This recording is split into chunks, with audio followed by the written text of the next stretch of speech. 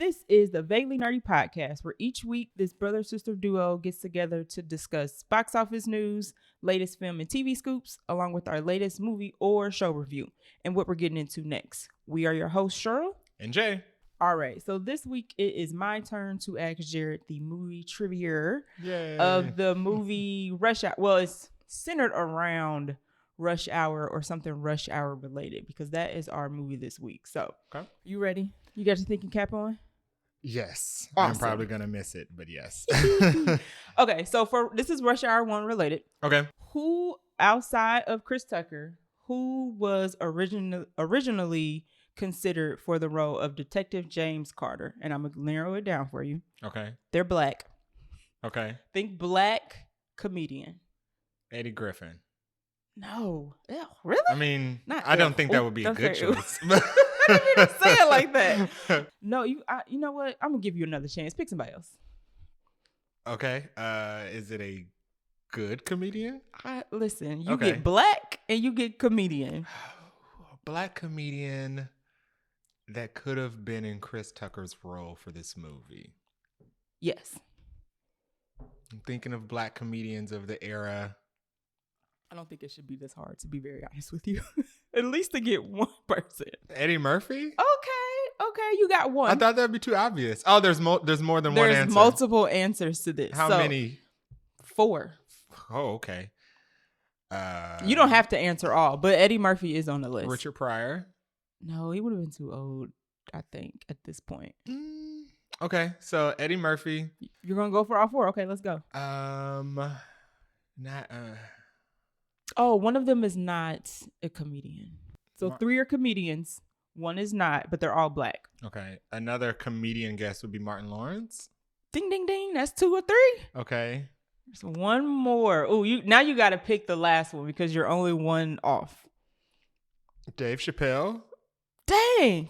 That's 3. 1, Really? 2, 3. Okay, so my math is bad. Okay. There are 4 comedians that were selected. Okay. You have guessed 3. You only need 1 more.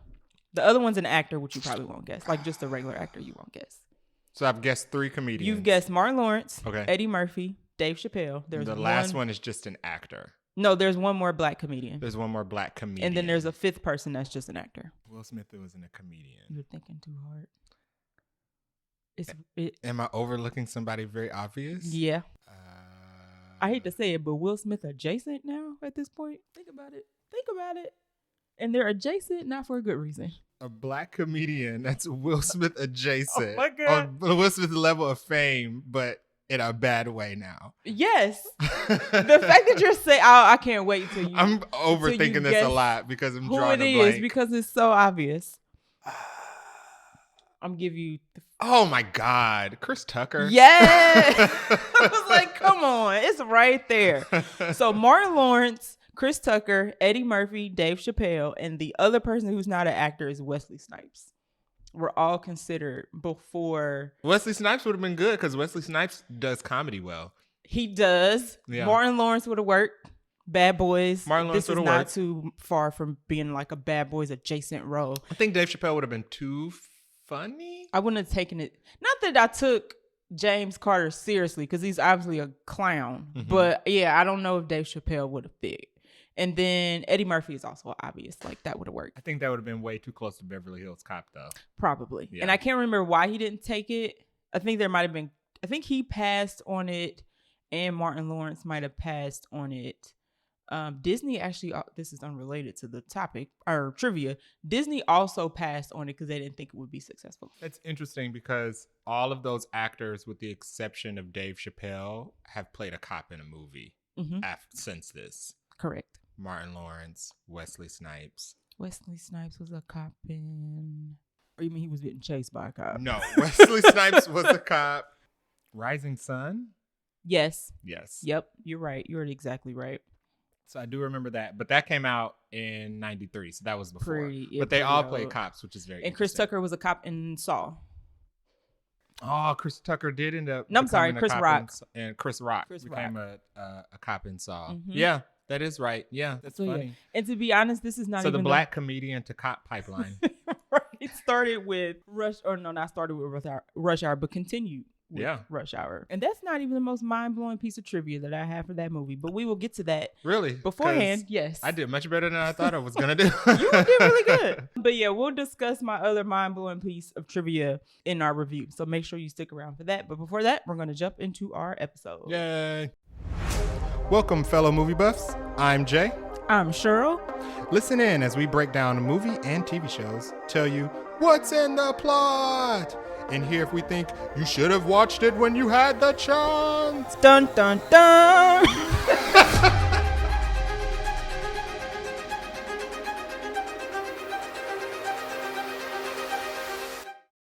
All right, so on the agenda we have this week, we have some more trailers.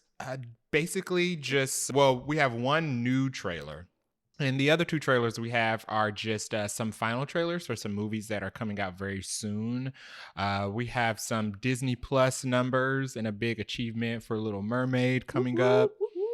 Got a first look at the Mr. and Mrs. Smith reboot that's coming out in 2024. Are we excited for that? Who knows? Let's talk about it.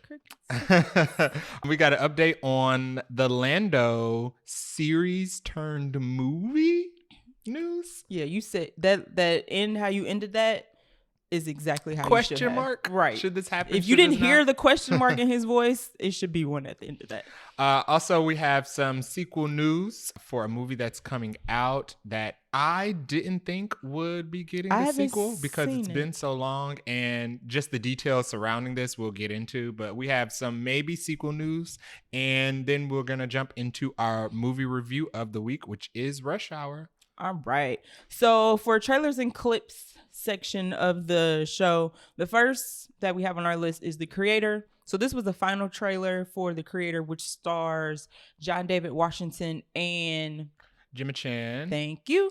Which comes out September 29th. It is an original sci-fi movie, and everybody's like, no more remakes, no more sequels. We're tired of it. Quit rehashing the same thing. This is original. So I needed to do the bomb at the box office. Not bomb, but do the bomb at the box office. It looks good, though. Yeah, it has a very stacked cast. It's got John David Washington, Gemma Chan, Ken Watanabe. It says here that Benedict Wong is in it as well. Which I did not see him anywhere in the trailer, and this is the first time I'm actually seeing him attached to anything in regards to promotion for this movie. We'll but see, I guess. Love Benedict Wong. Also, prior to the final trailer coming out, we got like a little bit of a clip of one of the scenes. Yes, I purposely didn't watch. No, that's a lie. I watched that. I sure did. I absolutely watched it because Allison Janney was in it. Yes. And I did not know that she was going to be in this movie. Yep. If you don't know who Allison Janney is, she is from The West Wing. Yeah, I was like, oh, you're in this too? She's from a bunch of stuff. She's like from The West Wing. She's from I, Tonya. She's just been acting. She was a big TV star, and she's back in this movie. So I'm excited for this cast. Yeah, I tried to find us tickets. So it comes out in 2 weeks. And I tried to find us tickets for either Dolby or XD, and I could not find them. And if I can't find them, I will not be happy. Yeah, people who were I'm not going to IMAX. We're not going to IMAX. We're not going to IMAX. People who were given access to screen the movie early said that you should definitely book your tickets. I saw somebody say, if you don't have your tickets, go ahead and get them. For the big screen. And I can't. I don't know. I'm going to look again. So hopefully they'll update the showings, especially now that the reception for the movie is so positive from early impressions. I was already excited for it. It's got music by Hans frickin' Zimmer. Score's going to be scoring. Like, come on. Right. So very excited. We will definitely be reviewing The Creator when it comes out that weekend. So next up, we have another trailer. I don't think it's final. It could be final because it comes out next month. It's listed as the final trailer. Oh, okay. So Killers of the Flower Moon, we got another trailer which kind of gives more of the plot of what's going on in the movie. It heavily features more of Robert De Niro's character, who is clearly not a good person. Yeah. So, but it makes the plot a lot more obvious. It does. Yeah. It makes the plot more obvious. It gives a little more context of Leonardo DiCaprio's character in the movie. But overall, still looks good. Still going to go see it. It is, I think we said maybe last episode or episode before last, it is getting a wide release in theaters versus a limited release. It was originally going straight to Apple after TV. a very small limited TV, small limited theatrical run. Mm-hmm. Yep. So October 20th for Killers of the Flower Moon.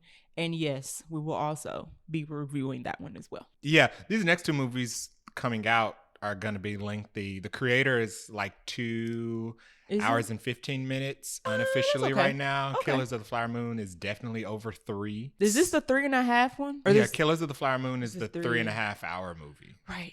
Yeah, I remember that. Yeah. Okay. So we have Oppenheimer to thank for that. Thank you, Christopher Nolan. Killers of the Flower Moon will be in IMAX though, and what we did learn from Oppenheimer is that never go to IMAX. Just that's twice in one episode. People are gonna be like, they really don't pick the second biggest screen and go to that theater. So, especially here. Disclaimer: we are not anti all IMAX. No. We are anti IMAX at Easton in Columbus, Ohio. Yes. Sorry. Now, if you guys want to help us rectify that situation and make them seats better, we will sign up and give you a nice review. But until then, no. IMAX here sucks for people who have IMAX theaters with like much quality better seats. Seating, okay, seats for the price that you pay. Yeah, and you order food and it actually comes. They don't just not bring you your food. They forgot my pretzel bites, and I was so upset because I had them before. I was like, "Ooh, I'm gonna give me some pretzel bites instead of our normal popcorn," and they never came. Yeah. Okay. Tangent. All right, the Continental from the World of John Wick. We got a sneak preview of this show. This is from the World of John Wick. It's a spinoff. It takes place in the early 50s. It's way before the John Wick movies. Yeah. It's supposed to follow Winston, a young Winston, and how he came to being the hotel manager of the Continental. This premieres on Peacock on September 22nd. Did you watch the fight scene? No. And I'm the one who put this in our agenda. Okay, I did. Okay. So basically, I meant to, and then it just time got away from me. Basically, they announced the show a while ago, and the publicity around it has been pretty low. So they decided to do what most shows do when they're coming up on the premiere, is to release. Movies do that now too. Movies too is to release a clip of the show. It's a couple minutes too, right? It's like 3.5 minutes. It's kind of long for a clip. And I watched it. It looks like John Wick. Okay. Just not with any notable actors. Okay. Which makes sense because this is a show about everybody who already exists in the John Wick universe that is not dead. Right. Prior to them actually gaining all of the notoriety that we've come to know that they have John Wick in the movies. The only big name actor in the whole show is Mel Gibson, which we talked about before. He is not in the clip. Okay. The clip is a 3-minute long fight scene through the Continental. And it opens up, basically, we just see a guy holding like a box. Mm-hmm. The lighting in the clip it looks dark from what I saw. It was very dark, and the whole show looks dark, to be I don't want to honest. say grainy, but it's got a filter. Smoky? Okay. Yeah, I think it was smoky because the whole clip is basically this guy he's obviously stolen something. It's either like a box or a safe or something. Okay. And he's trying to escape the Continental and get to the getaway vehicle. So throughout the clip, we just see him fighting various, I'm going to assume these are hotel workers. Okay. In the stairwell. Okay. And so we're seeing the usual John Wick moveset. We're seeing people get shot in the head. We're seeing a lot of like one take without any camera cut action sequences. He's doing a lot of jumping and running, and eventually the clip ends where he blows out the side of the building to escape, makes it to the getaway car, which is being driven by this woman. Mm-hmm. And he jumps in and drives away, and that's where the clip kind of ends. Does it make you excited for the show? It doesn't raise my expectation for the show. I was interested in watching the show anyway, just because I like John Wick stuff and I like action stuff. This past week, I rewatched an action movie called The Raid, which is an old foreign film. Okay. About police.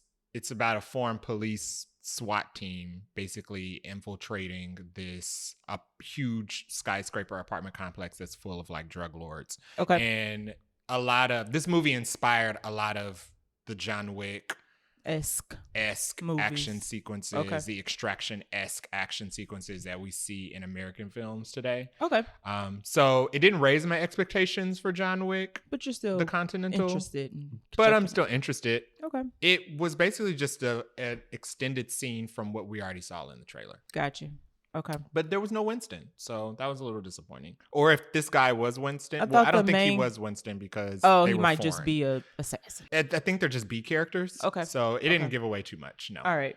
And this is kind of a sidebar. Another show that we mentioned in this clips trailer segment on a previous episode, the Changeling. There it is. With Lakeith Stanfield came out not too long ago. I think it premiered the 13th and it's getting good reviews. So definitely check that out. It's on Apple TV. We talked about it briefly when the one and only trailer came out because that's all Apple TV gave us. So go back, check that out. And if you do, let us know how it is so we can check it out as well. I might try to check it out this week. No promises though. Well, in the superhero corner, we have a brand new, highly anticipated trailer. This is actually very funny. It's anticipated. Let's one note. Okay. It's anticipated because it's taken so long to come out. Well, so what's funny about this, the movie in subject that we're talking about is Aquaman and the Lost Kingdom, which is the sequel to the first Aquaman. So this is technically Aquaman 2.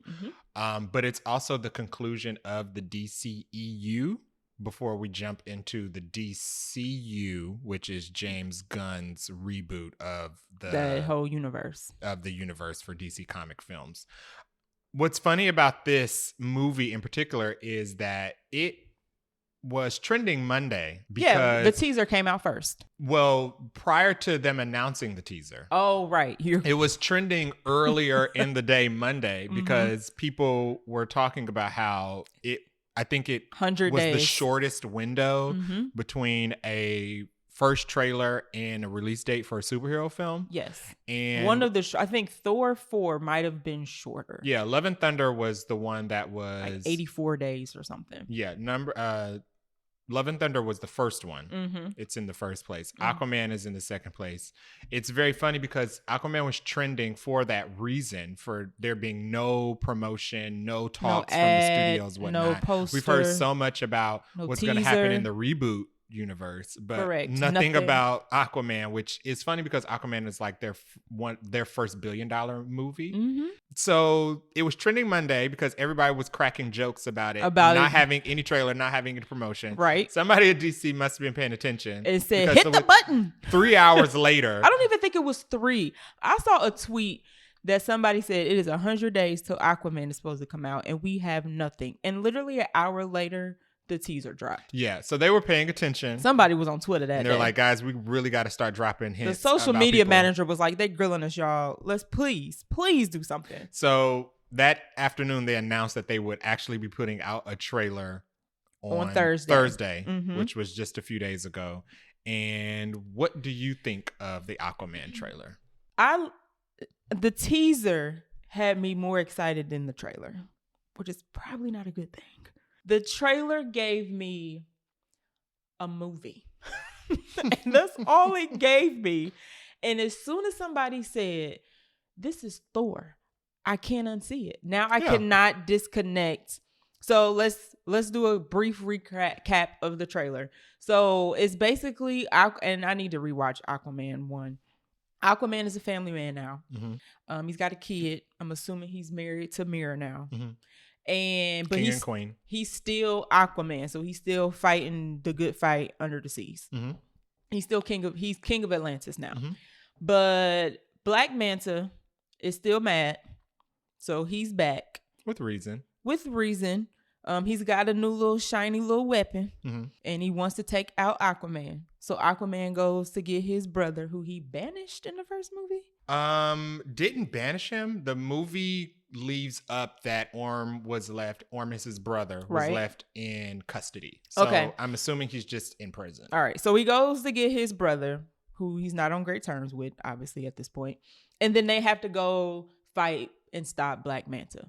Now, if that don't sound like every other movie, and I say Thor and I can't unsee Thor, is because in Dark World, Thor and Loki were not on good terms. and Thor had to go get Loki so they could fight the dark elves or whatever. So it's feeling very similar. And I'm like, I hope there's a plot twist that I can't guess, that I don't see coming in this movie, or else I'm going to be like, this was a movie. Awesome. Beautiful gowns is what it gave me. Yeah, the movie, as soon as I watched the first trailer, so my first impression of the trailer, I didn't dislike the trailer. It didn't reduce my expectations of the movie. No, would agree there. Actually, thinking about it a little bit more, it made me a little bit more optimistic about Aquaman 2. Mm-hmm. So immediately watching the trailer, I thought, this is Thor: The Dark World. Everybody seemed to catch it the first time. This is a me. redo of Thor: The Dark World. It looks and I say with Ragnarok color scheme, because it's pretty. It looks, CGI looks good. I wouldn't really say it was Ragnarok color scheme, because it looks exactly like Aquaman 1. Okay. Aquaman 1 had all that over the top CGI, but it was under done really water. well, and Okay. it had like all the super saturated colors. Okay. So it looks exactly like Aquaman 1. All right. I came around a little bit more optimistic about it after thinking about it, because yes, it looks like a complete repeat of Every Thor: The not Dark World. every, but And yes, I know that this movie is based off of a very specific comic book storyline of Aquaman. okay. It's not going to repeat the same thing, but this is picking up off of a 1997 comic, I think. Comic line. Okay. 1997 or 1977. The thing about that is, for the people who have read that comic, if they do pick some of the elements of that comic and put it in the movie, we already know, because everybody was talking about it on Twitter. Yeah. So I was like, I hope one of the plot twists isn't from the comic, because everybody who read the comic then told us what the plot twist is. yeah. So I won't say it here, so y'all won't get spoiled. But I'm optimistic about it because Thor: The Dark World was a bad movie. it is one of the lowest rated. And this MCU looks like movies. a redo of Thor: The Dark World. Mm-hmm. It has the same plot. Similar plot Has for sure. Some of the same plot lines Elements, where, just like in Thor: The Dark World, Thor had to turn to his brother Loki, You're who right. was in custody and had to break him out in order to save the world. In Aquaman, he's doing the exact same thing with Orm. And instead of us seeing Orm or Loki as the traditional bad guys as they have been in previous films, Right. it's now going to be like a buddy brother duo, brothers to friends type of transition. They're gonna have a moment or a couple moments. They're gonna have a moment. I'm sure they're gonna have a moment with Orm. If bonding they have a with play, his, if they have a play dead, I'm gonna walk out the movie. they're gonna have a moment with Orm bonding with his nephew. There was even a line that reminded me of Thor: The Dark World in the trailer when Nicole Kidman, I think, is narrating, and she's talking about how long ago there was a great war they did the 7 realm things in the last movie, but now there's the 7 realms, but there's also now this dark trident that was Black Manta destroyed and lost to time because it was like the ultimate source of evil. And the ring of power. It reminded me in Thor: The Dark World when they talk about how the dark elves had used the ether long ago in a war across the 9 realms, and Odin had to be the one to like banish them out into dark space. I can't unsee it, but I don't think that's going to hinder my enjoyment of Aquaman. I don't think it'll be bad at all.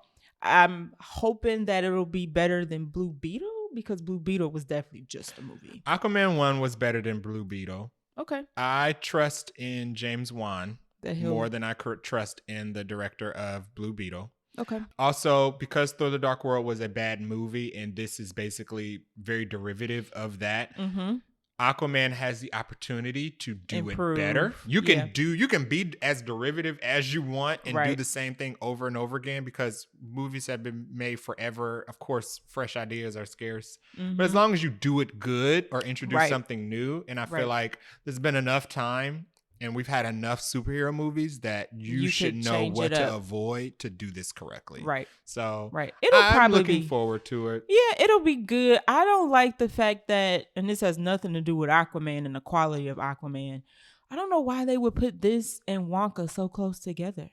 I don't know. I think Wonka was definitely going to be released in December anyway because it's a Christmas movie and it takes place during Christmas time. Yeah.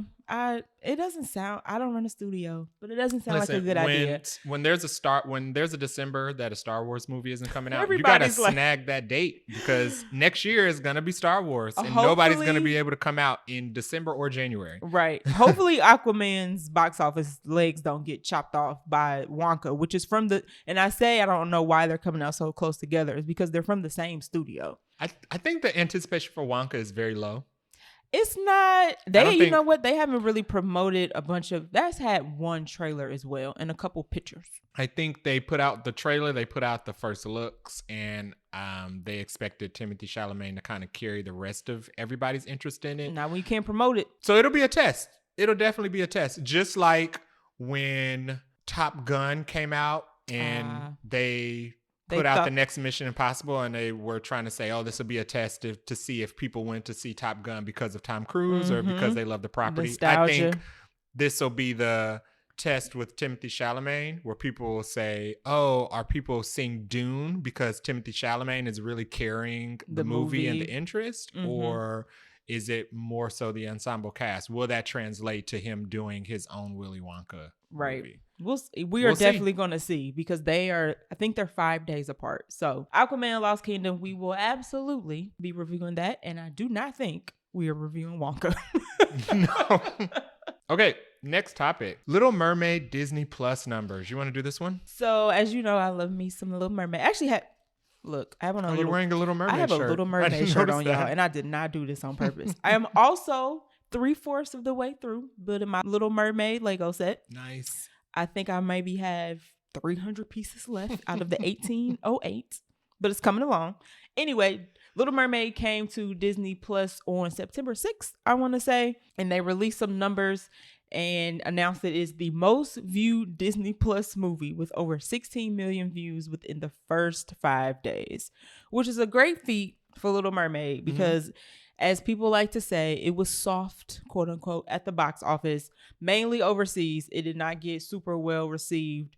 It didn't hit that $1 billion mark like some other live action Disney movies, but I love it. The most Americans, showed up to the box office and went to go see it. And they clearly were waiting until it went on Disney Plus. Yeah. This number is bigger than Hocus Pocus 2, which was previously the most watched movie on Disney Plus, which I didn't know Hocus Pocus 2 did those numbers. Well, yeah, Hocus Pocus is a cult classic. Right. I don't even want to call it a cult because I think it's like widely liked by everybody. Hocus Pocus, the OG, definitely know about that one. But I didn't hear a lot of chatter about the second one, but clearly the second one was medium. Okay.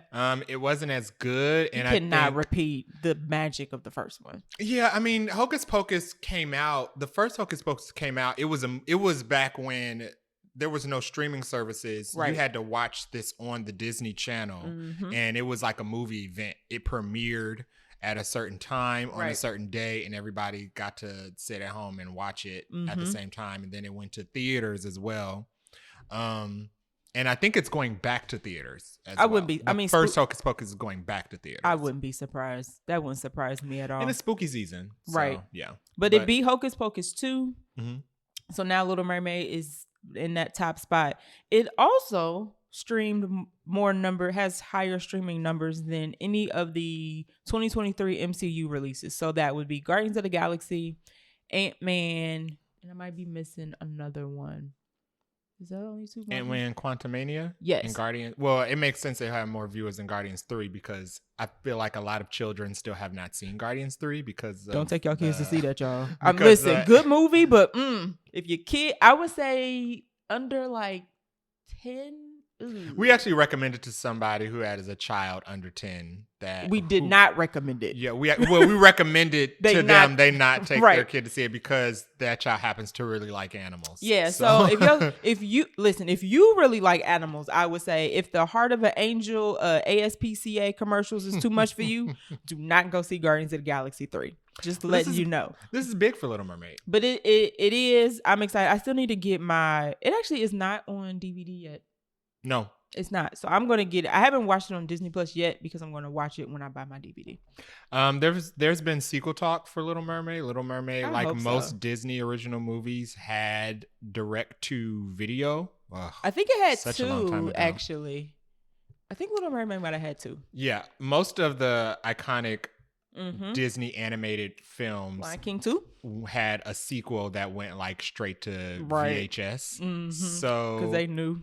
I have not seen Little Mermaid 2 in so long. You know what? I don't think I've ever seen it, to be honest with you. Really? I know what it's about, and I read about it after this one came out, and I was like, no, I don't think I actually ever saw this. I think I'll have to rewatch it because I definitely think they're going to do a live action Little Mermaid 2. Little Mermaid 1 ended very open-ended. It did. In the same way as the original film. The bar is Lion King 2. Lion King 2. No, it's funny because Lion King 2, I was like, I don't remember much, but I know all of them songs. Lion King. Every last one of them. Lion King 2, Simba's Pride is the best Disney animated sequel I'll give it to you. Of all time. Because I can't think of another one. Hand drawn. And I'm not talking about like CG animated. You're not talking Toy about Story like 2 was like a super good. Yeah, I'm talking about hand drawn OG animation style. Animation style. Lion King 2. The songs were still good too. The film and the soundtrack, the bar. Yeah. So you're right. That's what they have to clear. I'm looking forward to it. Do it. I think it didn't hit the $1 billion mark, but it definitely made enough movie to go ahead and definitely made enough money to go ahead and greenlight that sequel. Right. And the merch. I still want that popcorn bucket. And I'm not paying $100. You can get it on eBay. Yeah, for $100. I'm not doing that. But somebody's going to lower it around like Christmas time, and I'm going to snag it. Yeah. I'm getting that popcorn bucket. Speaking of lowering things, we got a first look at Mr. and Mrs. Smith reboot. This is going to be a TV show. It's a series? I believe it's a series. You're probably right. I think it's going to Amazon. Oh my goodness. So Mr. and Mrs. Smith, the original, I don't remember what year it came out, but that was with Brad Pitt and Angelina Jolie. And that basically kicked off their relationship. Yeah. So they added a little spice to the promotion. Yeah. So they're basically remaking that, I guess. Yeah. So the first Mr. and Mrs. Smith came out in 2005. Oh, it's that old, huh? It's very, very old. Wow. People have wanted a sequel to Mr. and Mrs. Smith for a very long time because that movie ended very open-ended. Yeah. But no. And the first one was so good. It didn't was good. need a sequel. But I say it didn't need a sequel. Absolutely should not have had a sequel. No. But I would not have been surprised if they had announced a sequel, especially with it ending with them living and seemingly taking down both of their spy organizations. Yeah. Which I totally forgot Kerry Washington was like what? Angelina Jolie's co-worker. Aw. She's so cute in that. So this reboot stars Donald Glover, who we know from Atlanta, and he played Lando in the Han Solo spinoff movie, and he's famous for being rapper Childish Gambino. And Community, which I never watched. And Community, which I never watched, but that was his claim to acting fame. Right. Also, it's going to star actress lead Maya Erskine, who I have no familiarity with. None. Zero. Zilch. I looked at her filmography and... Is that us? No, that's Cinnamon baking in the sun. Sorry, one of our dogs is hyperventilating in the heat on purpose. She's peeing, but every time we turn around and look at her, it looks like she stopped. No, she's just baking in the sun. She's from a show called Man Seeking Woman, which is a popular TV show that was on FX. Oh, really? I've never seen it. Yeah, I saw the picture and saw the name and no light bulbs. No. But basically, the synopsis for the show follows the same as the movie. You have a husband and a wife who are married. They have some marital tension, just like it was reflected in Brad and Angelina's performances. And they work for two opposite spy organizations, but their identities are secret to each other as well. Right. So they don't know that they both are spies. Eventually, both of their organizations pit them up against each other. And instead, they have to decide whether they want to kill each other or whether they want to work it out and actually go after their individual organizations. Right. So it's not changing from the movie at all. But they're making it a series, so I'm assuming I don't know who asked for this, but please don't ask again. I don't know who asked for this, but what interested me about this show in the show is not Donald Glover. Okay. What is or it? Maya Erskine. Or the plot. What interests me about this show is that Maya Erskine's boss, who runs the female spy organization, will be run by none other than Parker Posey. Parker Posey is one of the funniest actresses on the planet. Oh, that's not enough for me. Parker Posey, who the last thing I saw her in, what always comes to mind when I think of Parker Posey is one, Scream 3. Yeah. She played the actress who was portraying Gail Weathers in those films. Yes. She was also in Parks and Recreation. She was in Parks. She was very funny in Parks She was and also Recreation. Mrs. Luther in Superman Returns. Okay, I didn't know that. She's been on a lot of stuff. Will and Grace, The Good Wife. She's hilarious. And what's funny about Parker Posey is that she's the same character in every role she's in. She's just dressed up differently and given a different name and given some different context. Parker Posey is a treasure. It also stars John Turturro. I don't know which role he's going to be playing, but John Turturro he's probably like a friend or associate of Donald Glover's character, Mr. Smith. We just saw John Turturro in Severance. I don't know what he's done since then, but I love his character in Severance. He's one of the main characters there. Severance. Also, it's going to star Paul Dano, okay, who was the Riddler in The Batman with Robert. Paul Dano's also been just doing a lot of stuff lately. I just realized not too long ago that Paul Dano was the brother in Little Miss Sunshine who wanted to go to the military and took the vow of silence. Yeah. Yep. I didn't realize Paul Dano had been around for that long. Yeah. You're going to have to tell me how it is. Because the thing about I gotta watch it. You said you wanted to watch it. I mean, I'm interested in it, but I just don't know if I'm committed to watching it. Maybe we'll give like the first episode a try. The thing, I'm not on board with this. I would just leave it at that. I don't think Mr. and Mrs. Smith needed a reboot. No. And I've realized that's like a moot point because everything that gets rebooted didn't need to be rebooted anyway. Technically, but maybe I have to see a trailer first. But I don't know. The picture didn't sell me. It just didn't sell me, and I don't know what it's missing. I know what it's missing. I tweeted that, and a lot of people found it was funny that maybe it's missing the adultery because the adultery was the big selling point for the first movie. Our podcast is new, so don't try to cancel us. But what is missing is sex appeal, sir.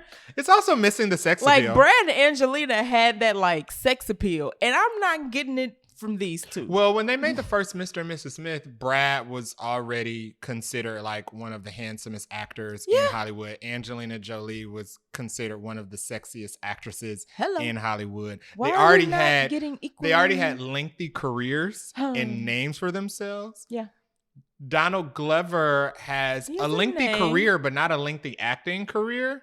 And the lead actress, Maya, she doesn't really have a lot of popularity at all yet. I mean, it could change after this, but listen, where's the star power? The star power is in the B characters. The star power needs to be in the A characters, and the A characters need to have sex appeal. You have and Parker until Posey, you add that, I am not interested. You have Parker Posey, who's recognizable everywhere. John Turturro, who's been acting forever. The actor. Paul Dano, who just got off of The Batman, and ever since then has just been nailing like movie roles for like small artsy films. Back to back to back to back. I wonder if Paul Dano's like, did we sign up for this? The working actors are the B characters. Right. Which is funny, but we'll see. We still have to see a trailer. It says it comes out early 2024. So 2024 fall because strikes. Would fall be early 2024? You know they like to shift things. Nothing is guaranteed. Right. All right, next. Speaking of Donald Glover, we have news about a possible transition for the Lando series. So a couple of episodes ago, we talked. It's funny because we just started and we're already at the couple episode mark. Hey. Couple of episodes ago, we talked about Donald Glover and his brother, right? Both co-writing and making Lando series based on Lando Calrissian, who was played by Billy D. Williams. Star Wars character for anybody who's like, who's Lando? Yeah, by Billy D. Williams and the original Star Wars trilogy. he is playing a younger version of him. We don't have a synopsis or know what the show is about. But from what we know about Lando, we know that he's like this space charlatan who gambles and basically uses his luck to his advantage to put himself in opportune positions. I don't think this is coming out. I'll just say it. Because, one, the Solo movie, which is where Donald Glover played Lando more recently, did not do great. No. And Bob Iger has been talking about quality, not quantity. Now, I find it very interesting that they would just go, well, but let's go ahead with this Lando series. No, once again, nobody's asking for it. I don't think it's coming out. I think they might have told them, you know what, this is not going to be a series, because they're also talking about how, you know, Disney Plus as a streaming model is not the greatest, and that goes across all studios with streaming models. So they're turning more, it sounds like they're turning a couple of things that were going to be series like Armor Wars into movies. But I don't know if this movie's ever seen the light of day. I think this movie may come out. To your point of the first time we saw Donald Glover play this character was in the Han Solo spinoff movie. The movie was not received well, but Donald Glover's performance as Lando was very well liked. Okay. That's something positive that everybody who walked away from that movie Silver had lining. to say. This is also going to be the first and only Star Wars film that's led by a actor of color. And that's what Disney has been trying to do. Ahsoka counts? Ahsoka is an actress of color, but is not based off of a character of color. Ahsoka is just based off of an alien character. Okay. And what Disney has been trying to do, and what they've been getting a lot of negative feedback for, is making live action adaptations of characters that already exist and race bending them. And this is one of the very rare opportunities where they already have a black character that exists in some type of mythos that they can do something with without getting the race bending backlash. Okay. So I definitely think they're going to make it. You think so? I absolutely think they're going to make it. Because when you think of Disney properties, what other black characters or characters of like color that already exist and are liked that they can make something live action out of? That's a good point. Yeah. I just wonder where it's going to come out in the midst of these 3 new Star Wars movies that are coming out.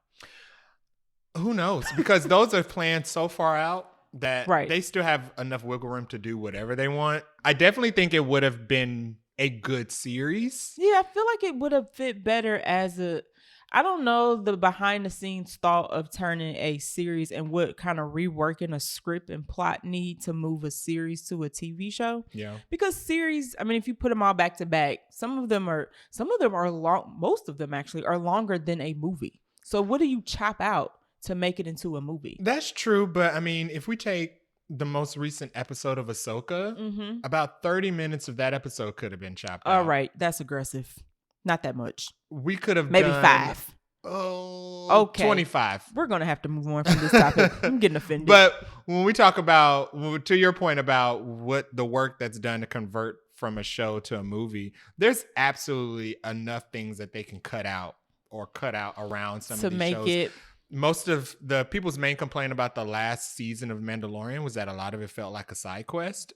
You cut out a lot of those side quest episodes and kind of stick to the main plot. But what I like about The Mandalorian is the little side quests. Right. I mean, there are some people who like the side quests, and there are some people who don't. But you know what could have been that was a series that definitely should have been like a special presentation movie, like Werewolf by Night, Secret Invasion.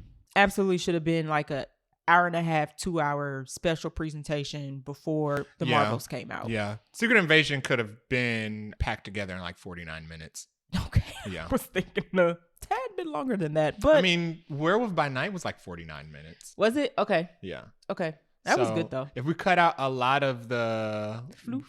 We didn't do a Secret Invasion review because it ended prior, but Secret Invasion definitely twiddled its fingers for a lot longer than it needed to. It did. And it wasn't the acting. It was just the whole plot. Secret Invasion took a lot of time to tell a story that it also did not conclude.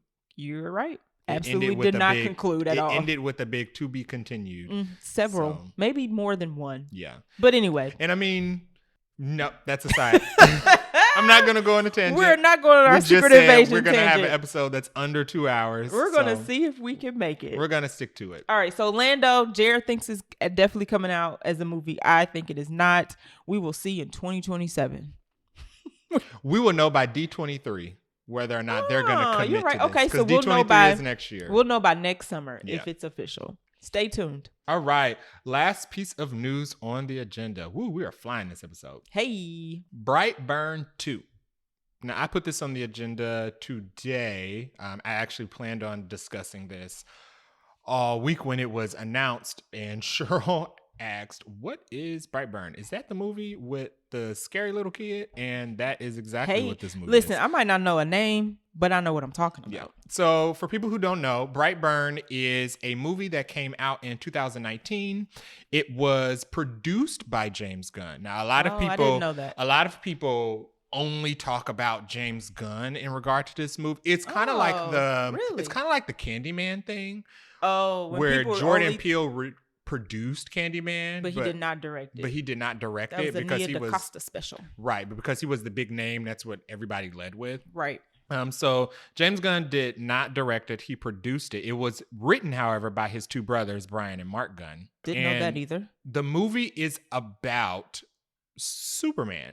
But kid Superman. It's about Superman. It's about child Superman. Oh, it's actually Superman, or it's like a derivative of Superman. It's derivative of Superman. Okay. But there are extra details that why this is basically just Superman. An alternate, an Elseworld Superman story. Gotcha. It's an Elseworld story, basically. Okay. And it is about little baby non-Superman crashing to Earth, being found by a family, farmer mom and dad who can't have their own son. All right. And they raise him the exact same way as Clark. John and Martha Kent would raise Superman. Okay. However, what they don't know is he was sent to Earth purposely, pre-programmed to grow up and conquer the Earth. This is giving me what's the animated series that I can't wait until it comes back? Yes. It's giving Invincible a little bit. A little bit. Not to spoil it though, but it's giving Invincible a little bit. Which, and people who don't know, Invincible, Omni-Man they're all supposed to be like but derivative of Superman. But don't spoil it. Just like Homelander is derivative of Superman. You were right about that. It's not new. It's not a new concept. But this one was different because it was a little boy. So instead of doing the typical Clark Kent thing of standing for truth and justice and hope, this little boy was like, no, I'm just gonna lean into the fact that I'm a superpower being and I can do whatever I want to and kill whoever I want to. So it's the exact same. Instead of doing the S on his chest, he has like this weird 8 symbol freaky thing. He wears a red cape, but he wears like this scarecrow mask, and he terrorizes. Yeah, he just terrorizes people because he's just a little disturbed child who doesn't know where he comes from, doesn't know what his purpose is, but he knows that he can crush people's bones if they are mean to him. Yeah. Why did this get a sequel?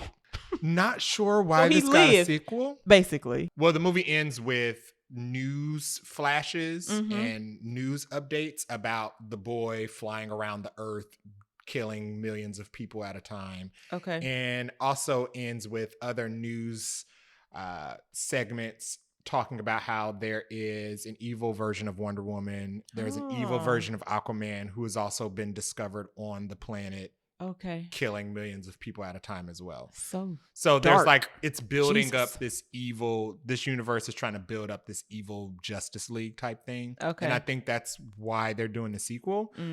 It's been... So is he going to be a teenager, I wonder? Or because the actual actor was young when he played the role. So I'm assuming they're going to do the same. Age him up a little bit. They're going to do the same thing and have the same actor. I don't see why they can't have the same actor. And the actor already said that he wants to do like an evil Justice League movie. Okay. So I'm not sure where they're going to go with this movie. I was going to say, was this like well received? No, it was poorly received. Oh. Mostly it was poorly received because not the acting, just the plot was just nah. Okay. It's just a whole movie of A little boy being what a terror. what would it be like if Superman was evil? We know it'd be like if Superman was Right. evil. I mean, they have comic book lines about that, right? Yeah, the movie could have been summarized in a what if episode. Ooh. But they made it a feature-length film, and you're just watching this terrible little boy do terrible things to people. Not my cup of tea. Put this on the agenda because we're currently in the middle. Well, not we, but the world is currently experiencing Hollywood, at least a writers and actors strike, and the production company H3 Entertainment said that they will be using AI technology in its production process, but it said that they're going to do it responsibly. What does that even mean? And they said that they will respect professionals and fans while promoting responsible technology integration.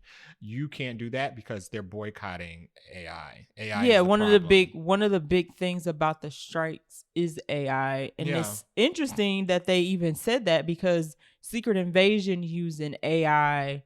They used I don't know how much. I don't know if it was all AI or just a little bit. I think it was all. They used all AI. They used AI for the intro of Secret Invasion, and people were pissed. Not only was it the worst intro of all the Marvel shows, I didn't like it.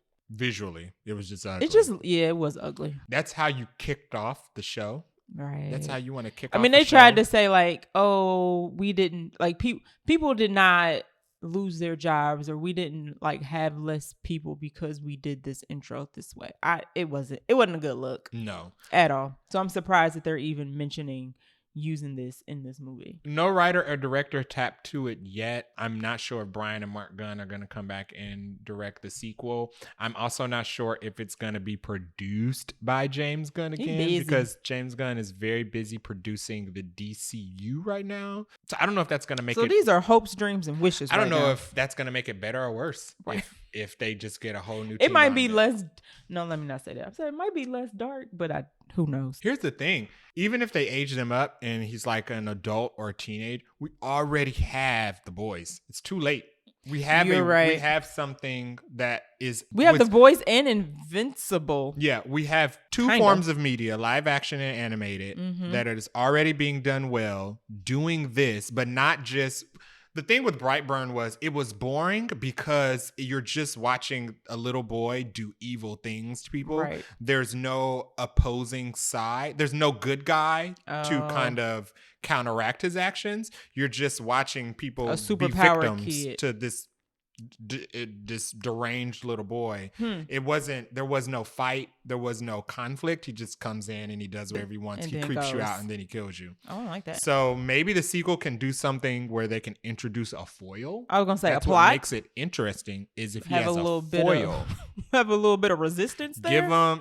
Give us like a good guy or an opposing force, or give the humans, if you're not going to introduce a superhero, give the humans a weapon or something that can have them stand a chance. Otherwise, keep this. You said keep it in the deck. Keep it. All right. So that actually wraps up our movie news for this segment or this episode. And now we're going to get into our review of Rush Hour. Yay.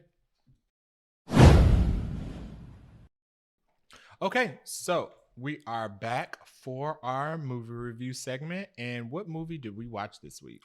We watched Rush Hour 1. So when our episode actually drops, it will be the 25th anniversary of Rush Hour. So it came out September 18th, 1998. Ooh. Right. 25 years ago. Directed by Brett Ratner, which I ain't gonna go into detail of what's going on with Brett nowadays, but he directed all 3 Rush Hour movies, and that's all we're gonna say about Brett. Yep. It is starring Chris Tucker and Jackie Chan. The runtime was 1 hour and 38 minutes. Which when I saw, perfect, I loaded it up and it's at 98 minutes. You were like, woohoo! In my house. Because I was like, I won't be here all day. Listen, I didn't start watching this until 9 o'clock, and even with 2 phone calls in between there, I still was able to go to bed on time. It was great. Yeah, it's the most excited I felt watching a movie in a while, because usually movies are long these days, boy. Well, just lately watching a movie almost feels like going to church, where it's like, oh, I'm gonna be here forever. Wow. The choir is gonna sing for at least 4 hours. 4 The hours. sermon is going to go on for 2 hours. He's going to take an hour break to do another hymn in the middle. I love being in theaters, but I don't like sitting in the same movie for too long. Especially if it's not a great movie. Short story, I was very happy to see this be an hour and 30 minutes. What a time to be alive in 1998. Right, where movies were not 3 hours long. Yeah. So budget was 33 to 35 million, according to Wikipedia. And what a rational budget. Listen, it's funny because nowadays some actors are paid $20 million for a movie. And there would be no way that could be that back then. Box office was $244 million. What a way to turn a profit. So it made its money, budget, a couple times over.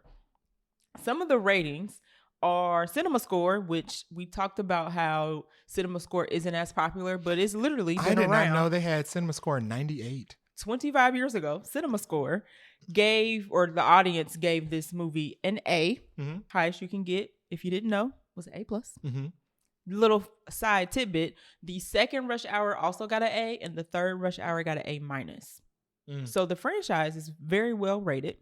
Rotten Tomatoes, critic score was a 62, audience score was a 78, which the audience score actually feels a little low. But I'm not surprised at the critic score, but the audience score, I was like, I don't know the demographics of the said audience, so that might have something to do with it. Yeah.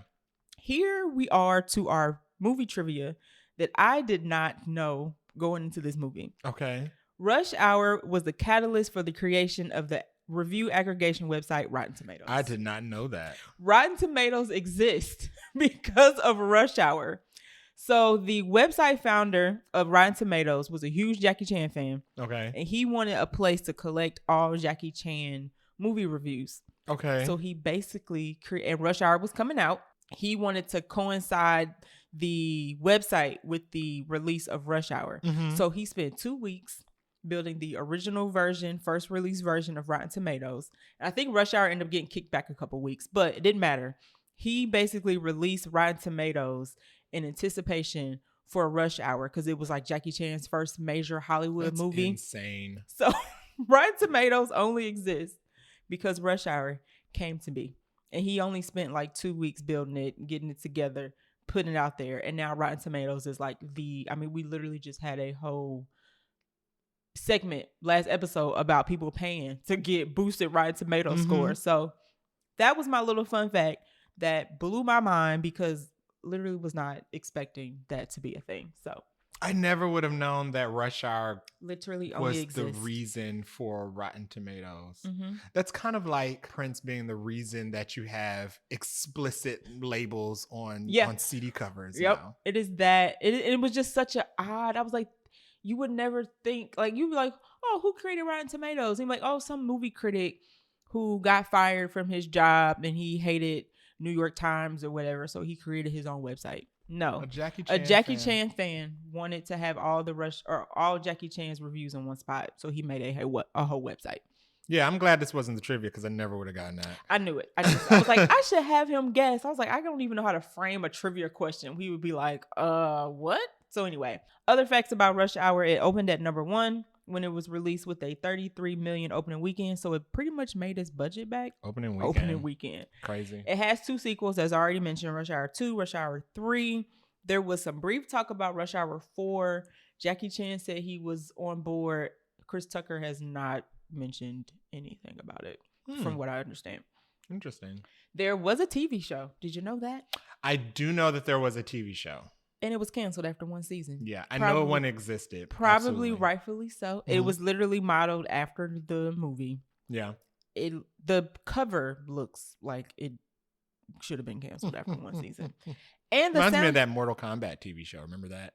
Ooh, I watched that though. But I watched that, okay? And I was offended when it got canceled. We stayed up and watched that on, what was it, UPN? Something, because it would come on at like midnight, right? Because it wasn't like a kid's show, because it's Mortal Kombat, obviously. Oh, that takes me back. What a time. All right. Going down memory lane there for a second. The movie soundtrack, which I forgot had like hits on it. Oh yeah, so many hits in was this made movie. by Def Jam, and it's certified platinum. And it was certified platinum like less than a year after it came out.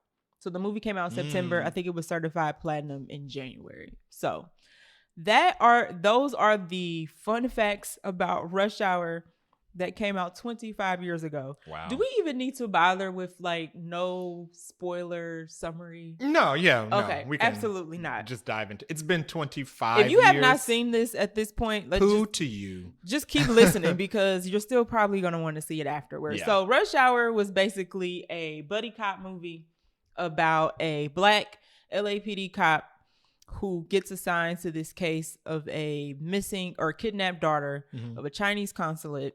And the Chinese consulate brings his own guy brings his own guy in. It's like his family friend, basically, to help find his daughter. That is basically the gist of the whole plot. Yeah. And they find her, clearly, because it's a comedy. Yeah. But I mean, of course, there's like an underlying conspiracy about why the daughter was kidnapped. And it's a little bit of not a whodunit, but it's a little bit of a mystery as to why she was kidnapped. Right. So what I thought was funny about this movie is that the villain is white. What I thought was funny about this movie is that anybody at that dinner table should have known that he was a villain of some sort. Even if he hadn't actually done, the kidnapping had not happened yet. You would have thought he's sitting still a villain? across from this man, I would have looked at him he looks like a villain. You got some shady business going on. Right. So the spoiler alert or the ending of the movie, you come to find out that the white guy who he's like a businessman or something. He is behind the kidnapping of the daughter because the Chinese consulate, him and Jackie Chan were working together to find like stolen artifacts and stuff from their culture. And he's opened up a museum where he's collected all of these so people can kind of see it. Well, the white guy lost all his money because of that. Like he spent all his time trying to collect this stuff. The police force stole it. So he wants the Chinese consulate to pay up. And in exchange for his daughter, he wants him to pay the amount he lost for all this art. And I'm like, it's just like somebody to steal something that don't belong to them and then try to cause mayhem to get it back. Like it wasn't yours in the first place. But I just thought it was funny. I was like, why did they put this random white guy? I feel like it would have made more sense if the guy was Chinese. Well... No. It makes total sense why it was back him. in 1998, it probably made sense. So the guy his character is Thomas Griffin. Okay. And we find out. Oh, that's his name?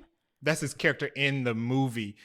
Oh. They don't really call him by name too much in the movie. Because he's called Juntao. He's called Juntao. That's his alias that they keep talking about throughout the movie. Juntao is everywhere. Right. He's like a elusive ghost in the night. But... where else do you recognize this actor from? Because this is not even his new best for role. him. So his name is Tom Wilkinson. That's his real name? That's the actor's real name. Tom and Wilkinson. He's legendary. He's been in a lot of stuff for a very long time. But you have seen him before in one of your favorite superhero movies. And he is a villain. He's not the A villain, but he's the B villain. In a superhero movie that I like? In a superhero movie that you like. DC or MCU? It's DC. Oh, gosh. So this need to be windowed down real quick. Man of Steel? Close, no. Batman v Superman? That is not my favorite DC You're getting movie. even further, unfortunately. So I'll tell you. Wonder Woman? No. Come on, dude. There's not that many. I said a superhero movie that you like. Oh. I mean, you liked Wonder Woman. I liked it enough, I guess. I'll give you one more try. One more try. DC. DC... doesn't have to be in the DCEU. Dark Knight? No. Dang. Close. Batman Begins. He's Carmine Falcone. Oh my God, he is. Yeah. He okay, I'm seeing it. I'm seeing him on the screen. He has the exact same look, the exact same demeanor. He wears a suit. Yes.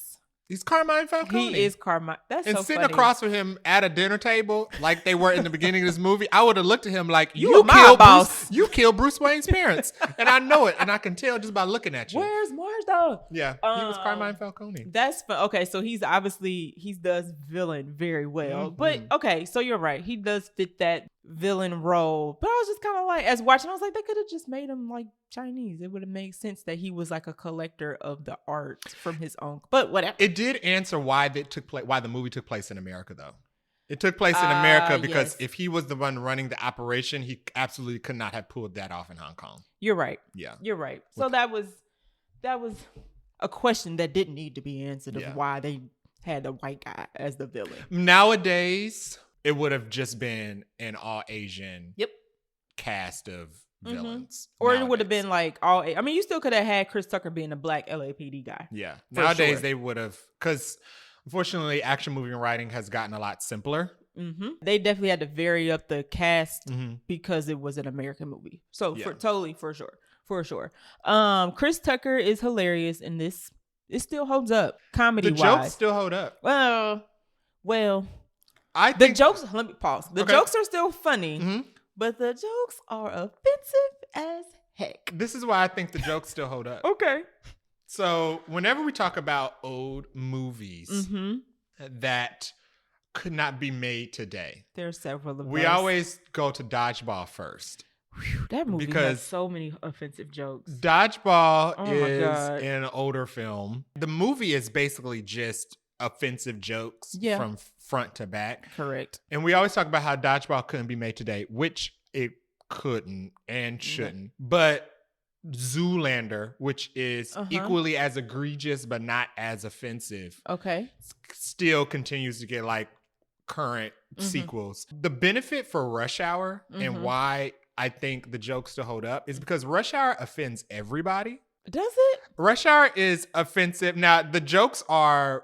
Yeah, they're definitely racist, misogynistic. Yeah, the jokes are definitely racist, misogynistic. There's some stereotypes. But there's nobody... For sure. Everybody gets it in this movie. You're and right. in Dodgeball, I feel like all the jokes in Dodgeball were offensive to everybody who wasn't just like a white guy. You're right. None of the white guys in Dodgeball had other than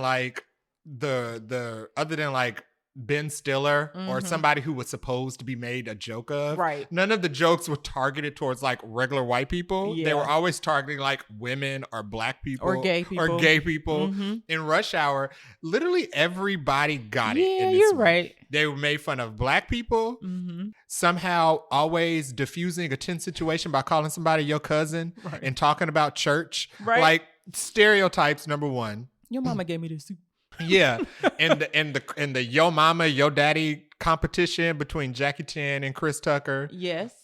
Yes. Also, so the black people got it. The white people got it because Chris Tucker kept giving it to the FBI detectives who were downplaying him. Chris Tucker was definitely giving it to his everybody partner. That was not. I mean, he called the villain at one point sweet and sour chicken, and I was like, "Oh my god, they actually let this fly." So I think. So bad. When he handcuffed Jackie Chan to the steering wheel and said, "You're not the only one with quick fingers." Why? Yeah. So many. It was funny. I was like, Jackie Chan was like cool with this. I mean, because some of these jokes were just kind of like. And I think it worked because everybody was offended. I only appreciate offensive jokes when it's equal opportunity. I don't like offensive jokes when you're just targeting just one specific group or person. I like across the board. Like a good comedy show has a joke that makes a butt out of everybody in the audience at some point, not just a specific person. So that's why I really liked it couldn't be made today, but I feel like nobody's trying to cancel Rush Hour because they understand like the time, and like you said, everybody was kind of getting it. There's stereotypes, there's misogyny, there's the racist jokes. And it's kind of like a timepiece now. Yeah. Because that was what it was like. That's what movies were. Like being a woman detective. Yep. That's what you had to deal with. She was the only woman detective in her precinct, and she was the only person who knew how to defuse a bomb. Yep. And she was a necessity. And they still downplayed her. Yep. Across the department. And there's one line where Chris Tucker says, "Oh, I'm sorry I told everybody we slept together at the Christmas party." Like, what?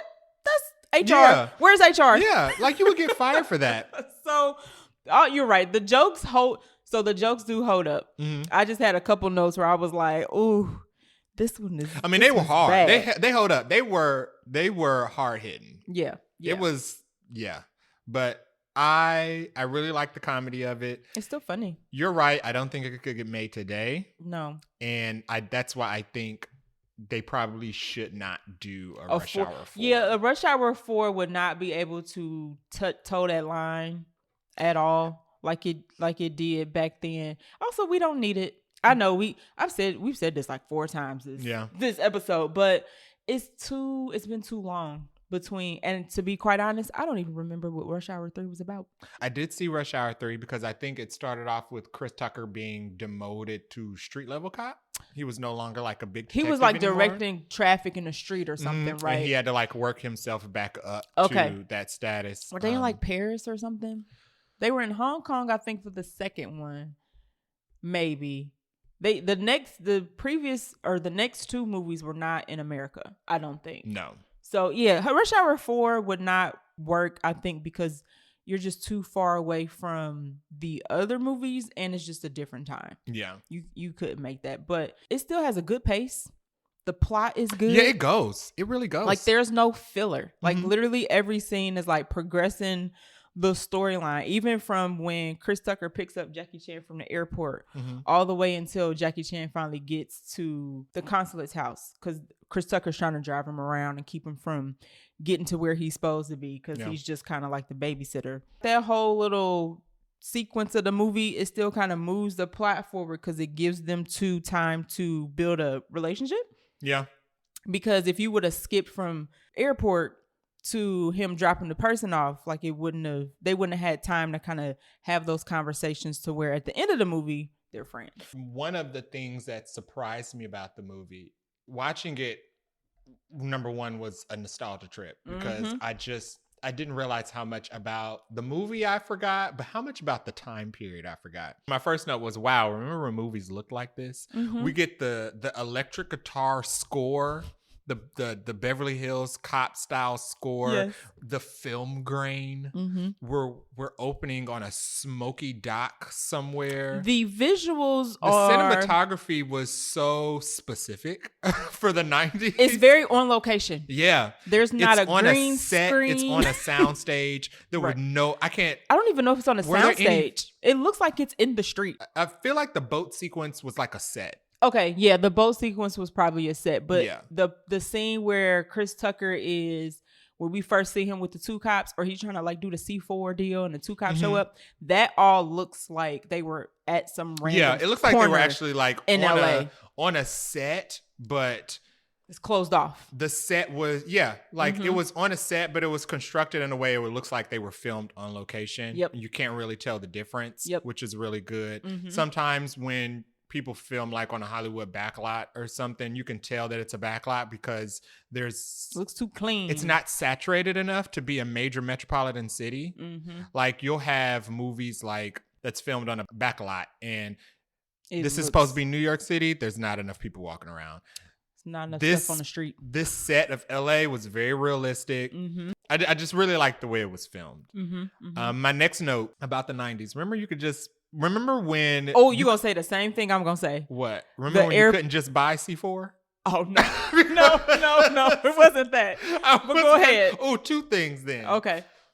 I'll let you say the second one. Okay, I'm about to say, I wonder if they match. The first one was... Remember when it was hard to buy C4? Because nowadays C4 is like such a base level explosive. Remember C4 was like, it feel like for a period of time, like C4 was like the word.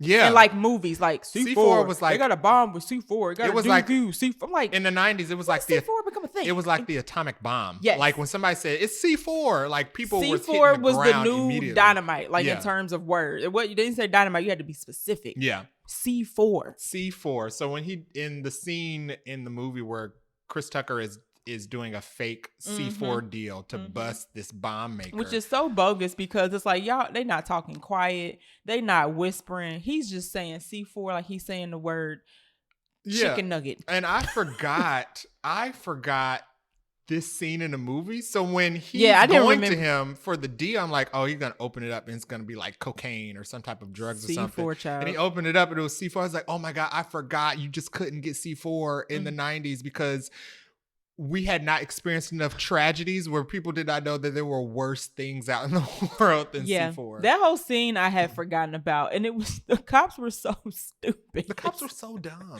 My note was, why was they even bothering them?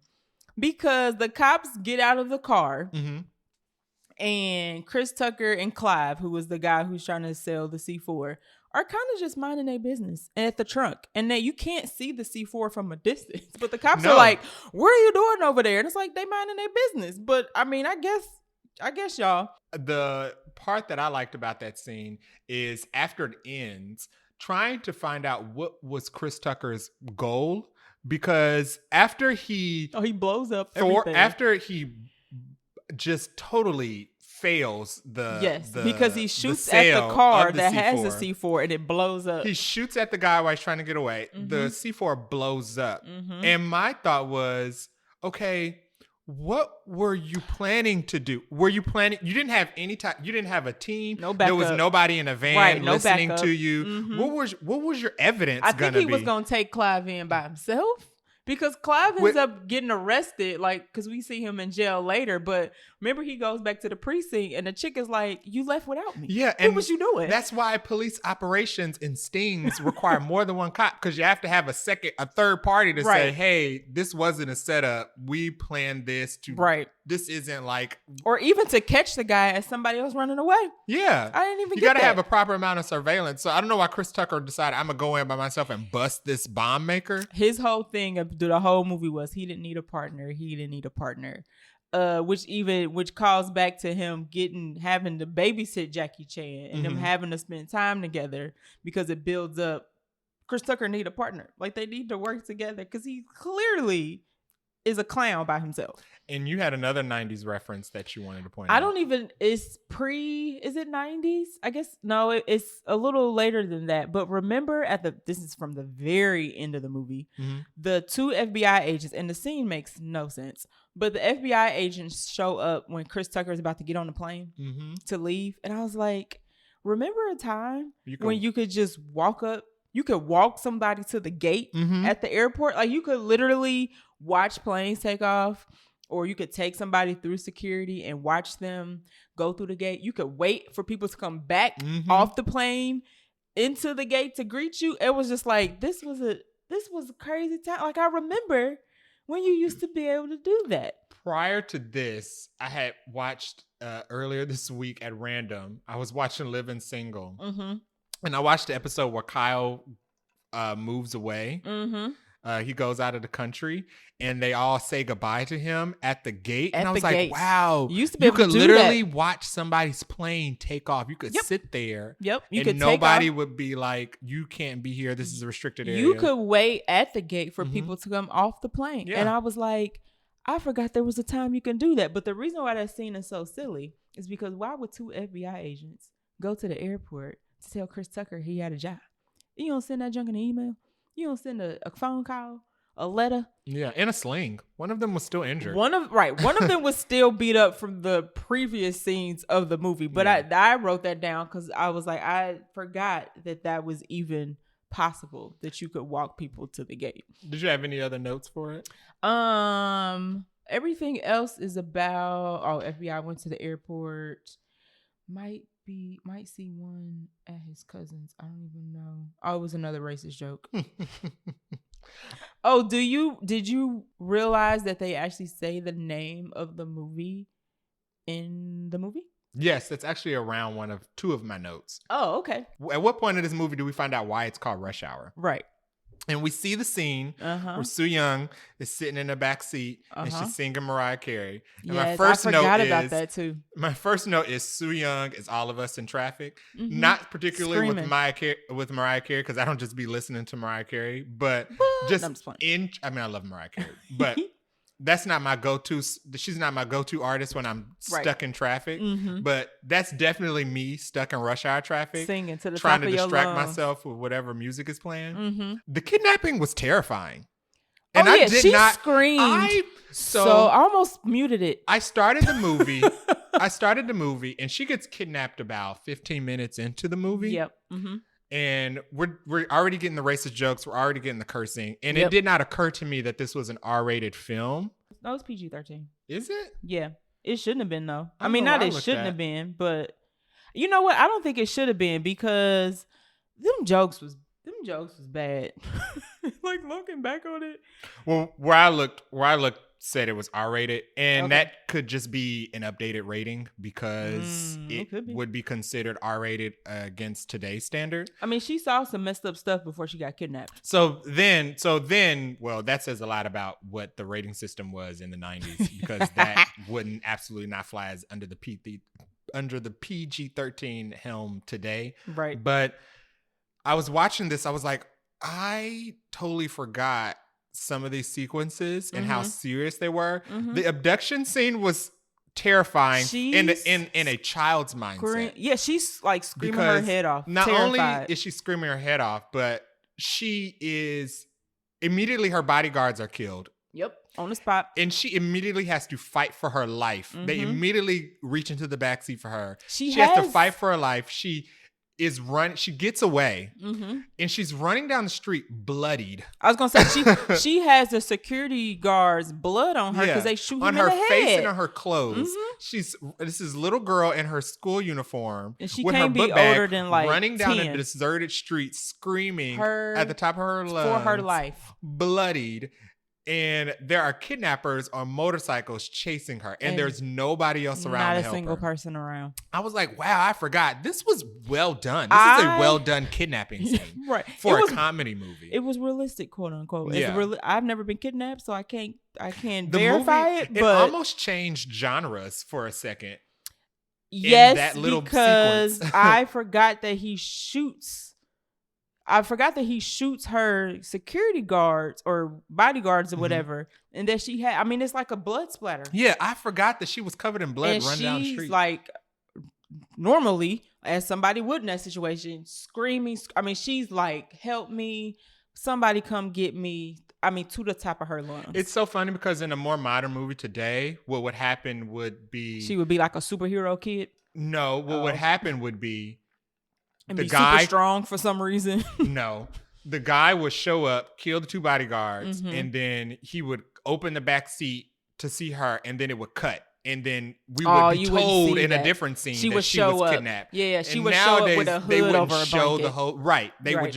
would cut, and it would be implied or exposited. Oh, so and so was kidnapped. Yeah, I forgot that they played the whole kidnapping out, mm-hmm. and I thought it was this is a really well done kidnapping. It was a good. scene. It was well acted. She It was good. It was Young, tense. the and Sue I Young could actress was good. She was very good, and I Mhm. could get why that would be extremely scary for a child because you just Uh, witnessed two murders.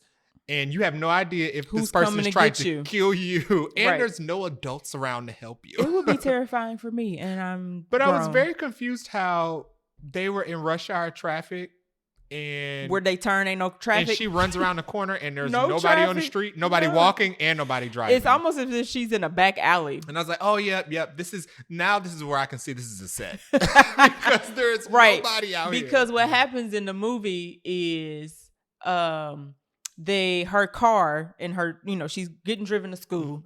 The villain tells the car, he's like posing as a cop, to go down this different street because they're stuck in traffic. They go down a different street. He stops the car, pop, shoots the two of them, and then they roll down the window, and he's like, "What's going on, officer?" And he was like, "Oh, nothing, just rush hour." Yeah. And that's the only time you hear the name of the movie. Yeah. in And the I was whole like, movie. oh, okay. So that's the point of where the title of the film comes into play. Because I was watching, I was like, what? Is this just based off of this one scene where Soo Young singing in the car? And that's fine because that scene is still she's iconic stuck and in reference. rush hour. Right.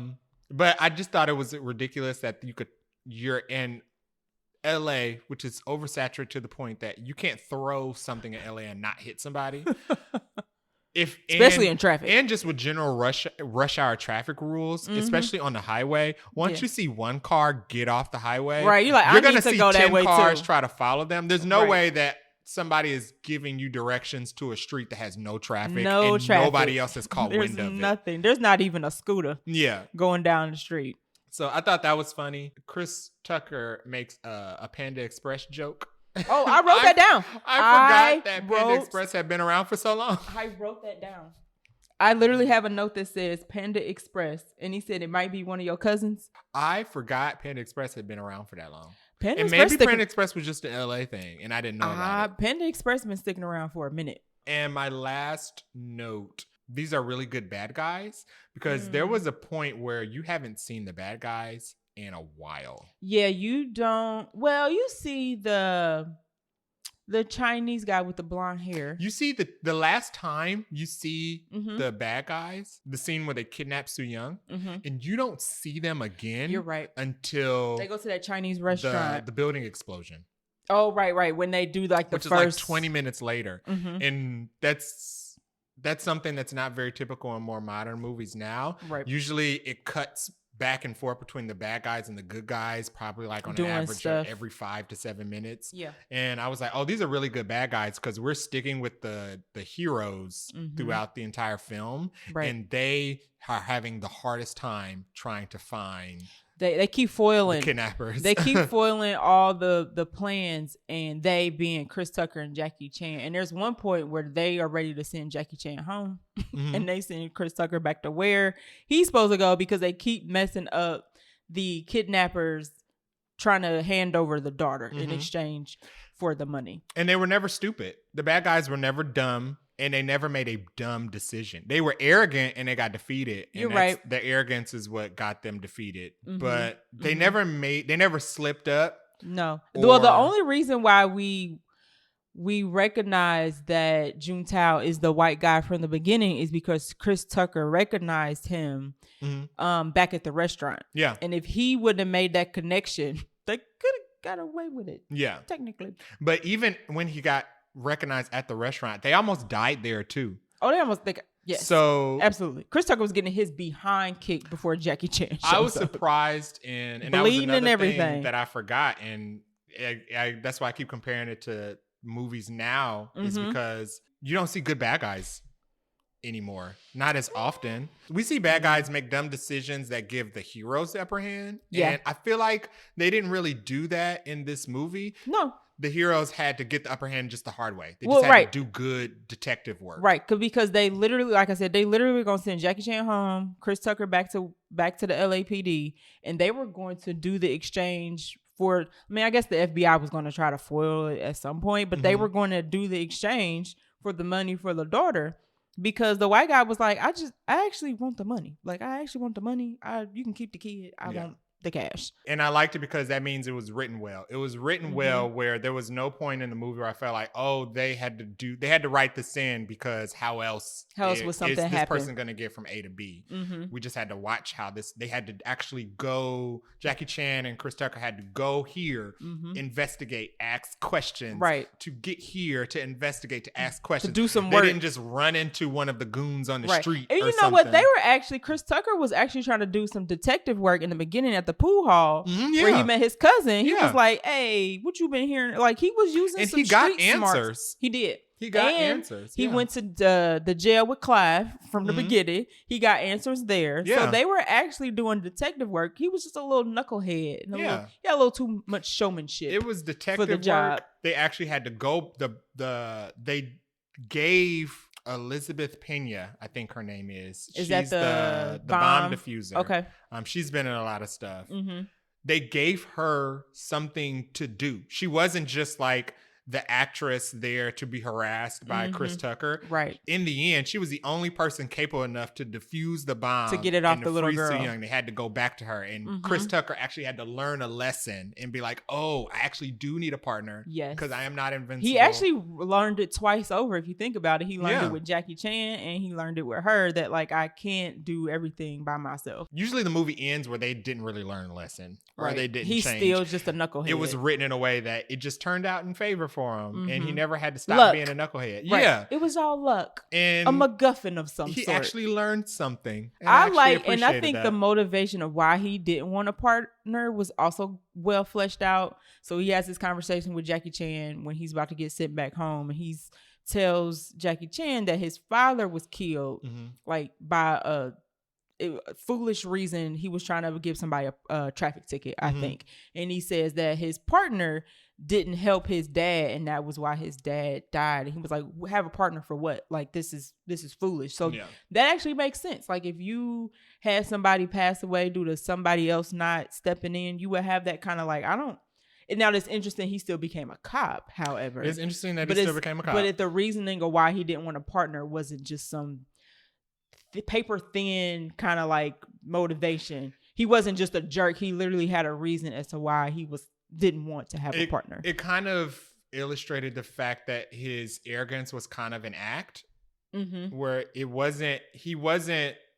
I mean, a lot of him enjoys the attention and getting the recognition for doing it all solo, but also it's because he just doesn't. He doesn't trust people. It's the trauma of having it's the trauma of having a partner and having to put trust in that partner. Right. Even if you know that they are capable. Because when he had to go back to Elizabeth Pena, he knew that she was capable from the beginning. Yeah. But he just needed to learn that lesson from working with Jackie Chan. It's like, okay, you actually do need to rely on other people. Right. Yeah. So well written. Well written, yeah. And I went into it not expecting to walk away with like, wow, that was super well written. I just went into it thinking, oh, this is a very entertaining, funny movie. Well written, no, not a lot of fluff, good plot, straight to the point, and got it done in under 2 hours. And not really any plot holes. Not that was obvious to me. I mean, I'm sure if we like try to dissect it by every scene, there were something minor, but there were some cliche moments. Like there wasn't really an answer for why the LAPD didn't want the diplomat to bring in Jackie Chan. Well, the FBI didn't. Or the FBI, and that made sense because, FBI is very much like we're on American soil, so we don't need anybody else to give us help. So that totally made sense. It just seemed like it would make more sense to bring in, if you already knew they were under the impression that this was being organized by a Hong Kong based crime. Did they? I don't feel like they knew. I feel like they were clueless and useless, to be very honest. The FBI was useless. In this movie. The villain's name was Juntao, so I assumed watching it that they knew that the villains were Chinese. I don't even know if because they were asking if he had any. Oh, and enemies. When Chris Tucker went to his cousin to get answers, his cousin told him that they were Chinese. Okay. So and then they got that from Chris Tucker. They didn't find that themselves. I just found it really odd for the FBI, which would not might be just foolish of me because this may be how the FBI is. I don't know. But I just thought that they would consider the fact that made perfect sense to me. The guy that we're working for, whose daughter was kidnapped, says he has his own specialist. They said, no, thank you. Who has a relationship with this girl. They said, no, we don't want him. He might be useful. They said, send him packing with some random LAPD cop. Because, normally in movies, when you have like FBI and the local police, there's always like this button heads of like who has jurisdiction. It was very much like that. And what were they doing in the whole, so like for the 30 minutes of the movie, what were they doing up until when Chris Tucker and Jackie Chan came in and said, we're actually here because you put us on a bogus mission. We're actually here to do real work. Because the villain did not call until Chris Tucker showed up to the house. So what were y'all doing in here? Being useless, which is what they were the whole movie. Yeah. Which is why Jackie Chan came in there and told him up when he first showed up. Favorite part? What was your favorite part or favorite line in the film? Favorite part? My favorite part is actually Chris Tucker's exchange with his cousin. Oh, that was because it's just so relatable. Because once Jackie Chan leaves, they start talking about how Chris Tucker's mama bought the cousin the suit, and he was like, "You better get your hands off your suit, off this suit. My mama bought this suit." That was funny. I like that whole. I think that might have been my favorite, just because it was very culturally relatable. My favorite part is when Chris Tucker. Where were they staying? Was it just like a mansion that they had rented out while he was in town? I think it was I think it was a Chinese. I think it was the dad's place. I think that was his like house. Was that like his residence? The embassy? No, I think it was just his residence. Okay. You asked him like why he had all that gated security and whatnot. I have no like he was the president. I never thought to ask that when I watched it the first time. No idea. Yeah, because I was like, where he had his presidential residence? He had top flight security and a bomb place. I have no idea why though. But my favorite part was when Chris Tucker finally shows up after Jackie Chan has stolen his steering wheel and he had to have his car towed there. Yes. And Chris Tucker is obviously very clearly pissed about the entire situation. Upset. He rose up in like a taxi or something, right? No, he rose up in the tow truck with the tow truck driver. Right. Right. In the tow truck. So my favorite part was when Chris Tucker finally showed up and Jackie Chan introduces him to the consulate and tells him that he's been working with him to locate Soo Young. And Chris Tucker is going at it with the FBI dudes, talking about, oh, do you want to go ahead and fill in the consulate about our special operation and the job that you got us on? And he was like, I want to talk to you privately. He was like, oh, you want to talk to me privately? He was like, oh, this must be the G14 situation. Right, G14 classified. That's what they kept telling him. This must be what that is. Which reminded me of B613. I guess my second favorite would be in that same scene where the kidnapper tells him how much money they want. And he's like, who you think you kidnapped? Chelsea Clinton? Because he's like, what? This is like an astronomical amount. I'm like, it's his child, dog. Like, he needs, a child is priceless. This is not too much money. Also, my last note is bring back the bloopers. Gag reel. Yes, we have the same last note. Back the gag reel in the credits. This movie has probably one of the most memorable, at least to me, blooper scenes. Like after the credits roll. Oh yeah. It's classic. And I was like, why don't they do this? Because it's so real. They're so funny. So real. You can tell that they had a good time. It seems like, and it wasn't frustrating. Right. Because they were always messy. Whenever they messed up, it was because they were trying to do something intentionally funny. Like the Chelsea Clinton line. The Chelsea Clinton line. Like Jackie Chan repeatedly trying to do the stunt where he steals the gun through the steering wheel. Yep. And he keeps failing. I feel like you can hear the same people behind the camera laughing. Cracking up every single time. Yes, blooper reels. They put them in DVDs. So now to see them, you have to buy the DVD or the physical copy. But they should do it more during credits. It would get people to stick around for the credits. Especially nowadays when they want people to stick around for the end credit stinger. Give them something to look at other than just words and music. Put some bloopers, like half the screen down the middle. Show us some bloopers while we're looking at the credits. And you know what I did? And I actually listened or watched the whole credits because during the credits, Drew Hill's How Deep Is Your Love For Me plays. Yes, it does. I ain't heard that song in so long, and I knew every single word. And I was like, you know what? I'm going to listen to this because it's good. And I think the only song from the soundtrack that actually shows up in the movie is Can I Get Up with Jay-Z, Emil, and Ja Rule. I think that's the only song from the soundtrack. Which they play in the car. I was like, this movie had a bomb soundtrack. I don't think any song is related to anything in this plot, but it still hits. No. It still hits. Who's this movie for? This movie is for everybody, and I think that is evidenced by the fact that this is not only just a classic. It's still good. 25 years later, you can still watch this. This is also a hood classic. This has gone like a Friday. This has gone triple platinum in my household. Right. There is never a time to not watch Rush Hour. It comes on TV. So when I Googled, because I was trying to see. It's a TNT classic. I was going to say, it's probably playing on TNT, y'all. This is good TNT right now. cinema. If you turned on TNT and went forward a couple days, I guarantee you one of the Rush Hours is probably playing. TNT movies have like an explosion minimum. Yes. Like TNT movies, you got to have an explosion in it. This hits the explosion marks several times. This is the type of movie where they'll play it, and then as the credits roll, they'll be like, replaying Rush Hour again. You'd be like, y'all just played this movie. But that's how, it is definitely a TNT classic replay for sure, because it is always on TNT. Great finale. Yep. I loved the finale. In the I think it was like they were having an art auction in a convention center.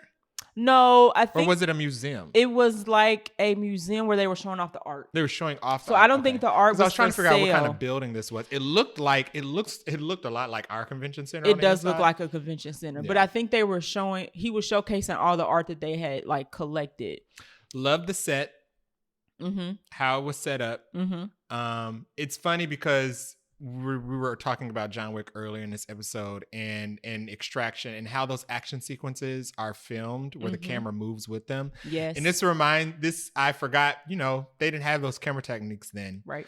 So the action sequences here were just get a wide angle, put a camera on a tripod, pew, pew, and let them fight like in this space, and you can capture it all. You don't have to do too many cuts between it. Yeah, it was definitely wide angle because Jackie Chan would fight like 5 people. You would see him move across the in room. one shot. And then the person would go to off screen. So that person was gone and he fight But this the camera person. wouldn't move. But the camera would literally be at the same angle the whole time. Like, are we capturing this all at once? Yeah.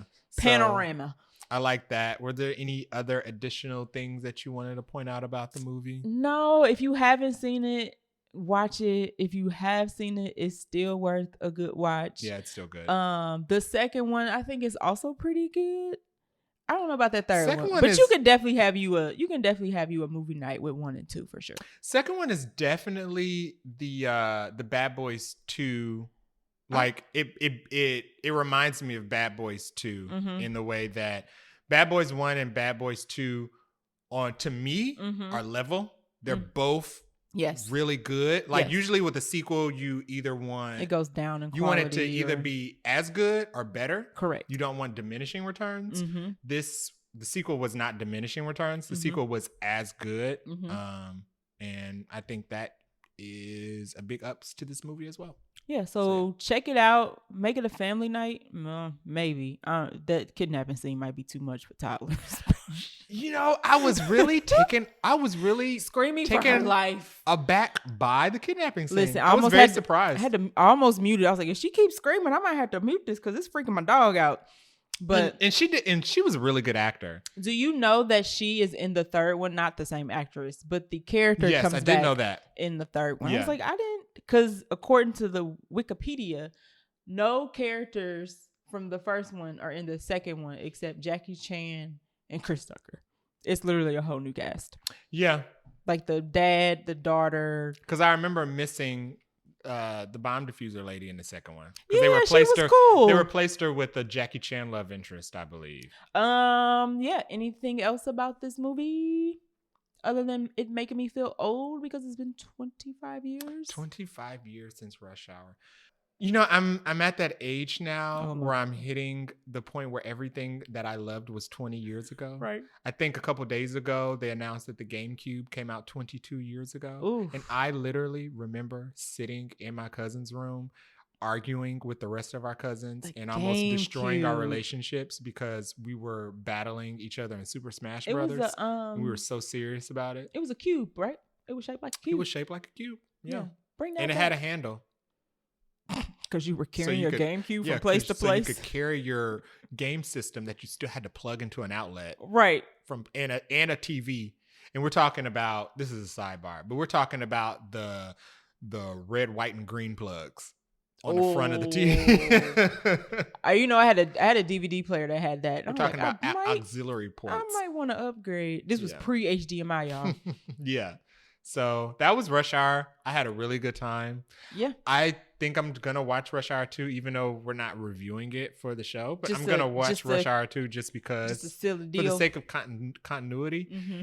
And after that, I'll see if I feel like watching Rush Hour 3. That's funny. Yeah. All right. So thanks for listening in. We do have another episode next week where we will not be doing a movie. Mm-hmm. We're going to take this time because we've seen 11 movies this year so far. Mm-hmm. We're going to talk about what we've been loving for movies, what we've not been loving, and our most anticipated coming up movie. So like, comment, and subscribe. Thank you for listening. Thank you for reviewing, and we'll see you next episode. Bye. Bye.